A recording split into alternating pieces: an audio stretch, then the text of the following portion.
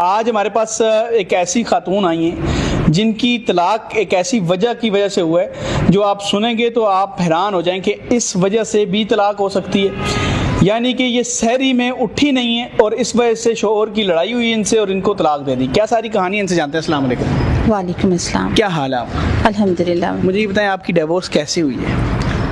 Sir medicine खा के सोई हुई थी मैं, तो सुबह मेरी टाइम पर आंख नहीं खुली। शोहर मेरे गुस्से के तेज़ थे, उन्होंने ये नहीं देखा कि मेरी तबीयत कैसी है, क्या कंडीशन है, और उन्होंने मुझे उठाया, मुझसे उठा नहीं किया, तो इस बिना पे उन्होंने मुझे डिवोर्स दे दिया। इस वजह पे तलाक दे दी जी। ये कब की बात है? पिछले साल के। उसके बाद आपका रिश्ता नहीं हुआ? नहीं, एक तो रिश्ता भी नहीं हुआ, दूसरा मेरी फैमिली में कोई भी ऐसा नहीं है जो। आपकी आंखों में आंसू क्यों आ गए? कोई वजह नहीं थी, उनको पता था मेरी तबीयत ठीक नहीं है, तो ये वजह तो नहीं थी जो घर खराब करने वाली थी।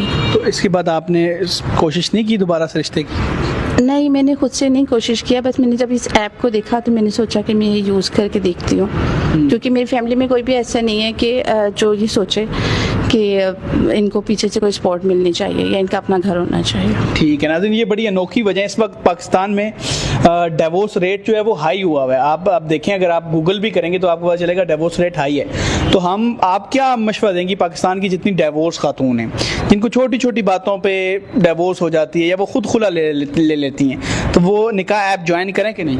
निकाह ऐप के रिव्यूज़ बहुत अच्छे थे।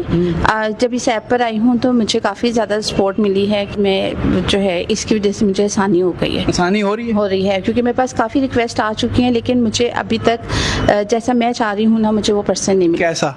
मैं चाह रही हूँ कि कोई पोलाइट बंदा हो, कोई सब्र हो जिसके अंदर, जिसमें हौसला, सब्र वाला शख्स। हाँ, अनोखी